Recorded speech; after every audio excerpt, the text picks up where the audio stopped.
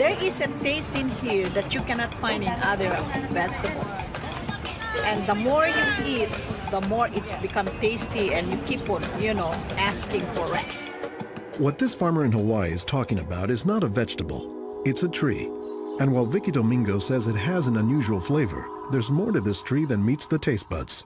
You keep on eating and eating and you can feel your body is more energetic, more healthy, and you can see the difference. You're not dropping, you keep on, just so active. You have to remove one by one like this. Domingo says she has grown this tree on her farm for more than 25 years. She harvests moringa twice a week all year round.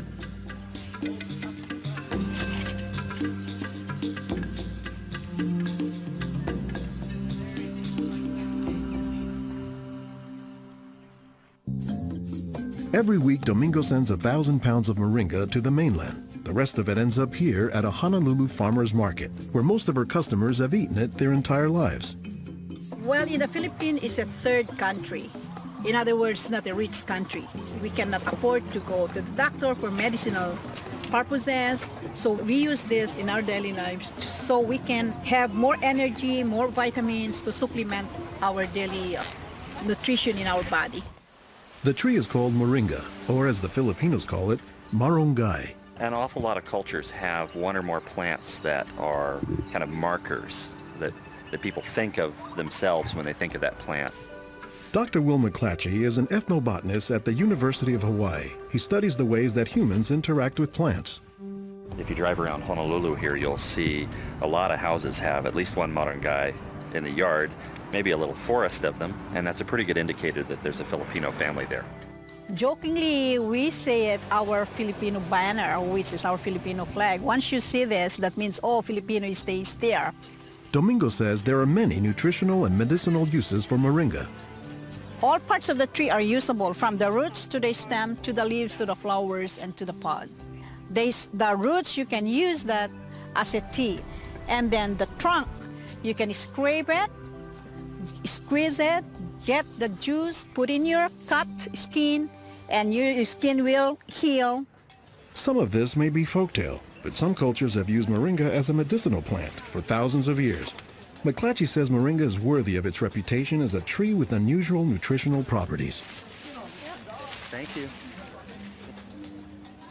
Moringa is one of these trees that is a multi-purpose plant that fulfills such a high percentage of kind of basic needs that when people get used to using it, they really can't see what it's like to live without it.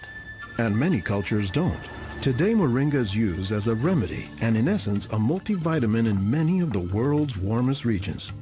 Moringa is used widely in Africa and South Asia, and it's been introduced into South America and Central America, where it's also being used. So, this is not just a plant of a single community. We were just talking this morning with one of the owners of this plantation, and he was just telling me how the last time he was here, he had a handful of moringa leaves and that he worked all morning on it and felt great. Dr. Mark Olson is a botanist and a leading expert on moringa. He teaches at Instituto de Biología, Universidad Nacional Autónoma de México in Mexico City. Here, he is visiting a new moringa farm about 2 hours outside the city limits. So they've just planted these here, and soon they'll be nice and big. Olson says that while moringa can grow in places like Mexico or Hawaii, the tree is native to arid subtropical regions, places like Africa and southern India, hot places where moringa has proven its persistence. And this is a plant that really does do extraordinarily well in some of the most difficult areas, in areas that are very hot, areas that are very dry, areas where other things are very difficult to cultivate. Look at the little tuber there. This is one of the reasons it survives so well in dry areas. Also, they're storing lots of water in the wood. So that's one of the reasons this is such a remarkable tree. They don't have particularly deep roots. That's sort of a myth about moringas, that they survive because they have deep roots. No, they're storing water in their roots and their trunk. But moringa, says Olson, does a lot more than just survive, despite the tree's sometimes scraggly appearance. I don't think they're actually the most attractive tree. They're more a tree that you look at and you sort of love the way you love a scruffy friend or a scruffy dog. Because the branches sort of splay here and there, and they get burdened down with huge quantities of fruits on them. And that's actually what makes the tree so remarkable, is that it's such a generous tree. And that's because people have found multiple uses for so much of the tree, including its seeds. They're full of oil. You press the seeds, and then this wonderful aromatic oil comes oozing out, which you can use for cooking, you can use for cosmetics or lubrication or whatever. And the cake, the press cake, the stuff that's left over after pressing the seed, that is what's used for water purification. Water purification, Olson says, is especially useful in developing countries where clean water is hard to come by. But the benefits don't stop there. Some of the things I think are most exciting about moringa is, for example, the high vitamin content. There's a lot of vitamin A in the leaves. And worldwide, that's a problem. A lot of people have problems in development of their eyes because they don't have enough vitamin A. Moringa's vitamin A content, and its content of vitamins in general, has caught the attention of scientists around the world. So I started to read about moringa, and I was absolutely amazed about the richness in nutrients, in many antioxidant compounds, in vitamins. Dr. Monica Marcoux is a pharmacologist who has studied many plants. She has done extensive research on moringa and says it has significant nutritional potency. This subject is one of the topics of her recently published book, Miracle Tree. To me, it was just a natural pathway from my scientific background and my love for trees to writing this exciting book on one of the most exciting and extraordinary trees of our world. Marcoux spends much of her time looking at trees and plants, both as a pharmacologist and as an artist. While Marcoux, the nature photographer, is grabbing shots of plants, Marcoux, the pharmacologist, says she has a bigger concern. We are having an epidemic of cancer and cardiovascular diseases and many other chronic diseases. It's because we basically do not eat what we are supposed to eat. Most of the plants are famous for a particular type of nutrient, like for instance the orange or the lemon is famous for a high content of vitamin C. The spinach, for instance, on the other hand, is famous for its iron content. Moringa is very unusual because this single plant contains a wide variety of nutrients, but also in quite very high amounts. Marcoux says this concentration of nutrients combined with low calories and low sodium content makes moringa an ideal energy food or supplement that can help offset the typically unhealthy Western diet. Many of the Westerners are also deficient in antioxidant and anti-aging substances that are mostly found in plants.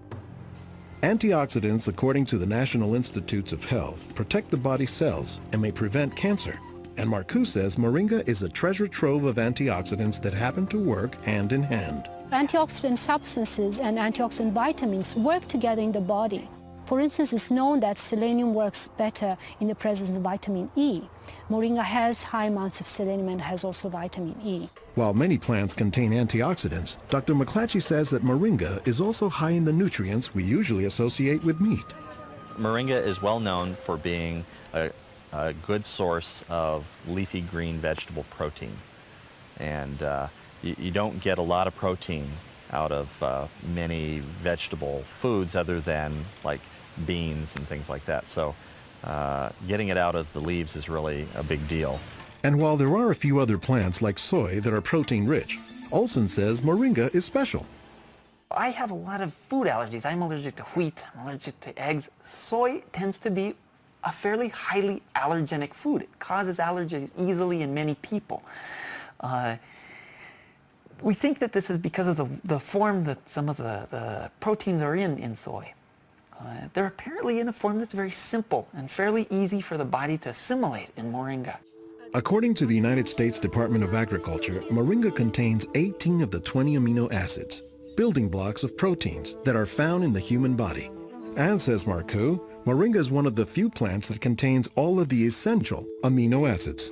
Moringa contains all the 9 essential amino acids that actually we cannot produce. Their presence, but also their ratio, is very beneficial, and it is estimated that this ratio is very good for absorption and for being bioavailable to our bodies. Further research is needed to establish the bioavailability of all of moringa's nutrients. But in some places, scientific studies may be too long a pursuit and take a back seat to a harsh reality. In most of sub-Saharan Africa, any baby has a 20% chance of dying before he reaches the age of 5. In some countries, up to 40%. And even those who survive past the age of 5, up to half or more will suffer from malnourished physical and mental development. C'est des lésions de malnutrition. These are lesions caused by malnutrition around the neck and around the waist. They are dry now, but will become permanent scars. As the former regional representative for Church World Service in Senegal for 16 years, it was Lowell Fugley's mission to help local clinics develop ways to save children at risk to malnutrition. Having been born myself into a middle-class American family, I thought it was just by chance that I was born in these conditions and not in the condition of a poor African family in the bush of Africa and living a malnourished life. And so I have a certain obligation to share what I received. In his quest to combat malnutrition, Fugley came across moringa in the late 1990s. It contains more vitamins and minerals in various combinations than you find in any other possible vegetable. And I thought to myself, if this source of nutrition could be made available at the village level, then this could be a very effective tool in preventing malnutrition. What Fugley says he didn't know at the time was that the Senegalese people were already familiar with moringa. It was only through a Peace Corps volunteer working in forestry who told me that, oh, moringa is already growing in Senegal. Not only was it growing, the people had been using it for generations, only they didn't refer to it as moringa. They called it nebedai, which Fugley suspects comes from the English words never die, after the tree's resilience. I ask any Senegalese, do you know the nebedai tree? Oh, yes, my mother makes a sauce from the leaves of this tree. We call it mboum. Every Senegalese knew this tree. The problem, says Fugley, was that it was prepared and used in ways that diminish moringa's nutritive contents. They boil the leaves too long, they throw out the water that is boiled in and where many of the vitamins are located, and so they lose a lot of the benefits that the leaves could provide. So Fugley went to work, both planting moringa trees and, more importantly, educating healthcare workers on how moringa can help stave off malnutrition. Regarde tonton. Regarde celui-là. Regarde tonton. Tu as vu? Non, non, celui-là même. Pour le moringa. I was trained in 1998, and right away we saw the virtues of using moringa because of its very high nutritional value. So we began using it right away on an experimental basis. Après la formation, pour le moringa.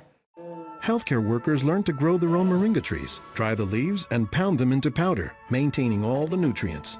Nursing mothers were taught to add a spoonful of moringa to their food morning, day, and night to increase their milk production. They were also told to add moringa to all of their family's meals. When we introduced this tree in Senegal, or uses of the tree and different ways of using it, the reactions of the people there was that, well, this is our tree. You know, you're just adding on what we know already. As people changed their habits, Fugley says the results were clear, especially among children. They'll look happier, they'll have more energy, they'll smile. When they came to the clinic, limp, eyes drooping, no energy, and within 3 weeks, you see them bigger, healthier, and smiling.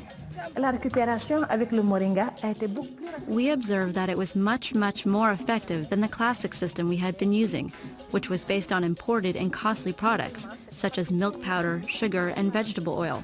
With moringa, people can go into town and find it themselves. Et on l'a, même des fois sans un sou. Moringa is still being used, it's still being promoted, it's still being very valued, even without our input from the outside. Moringa, it doesn't die, it can continue on its own. So you have to eat the moringa on a daily basis.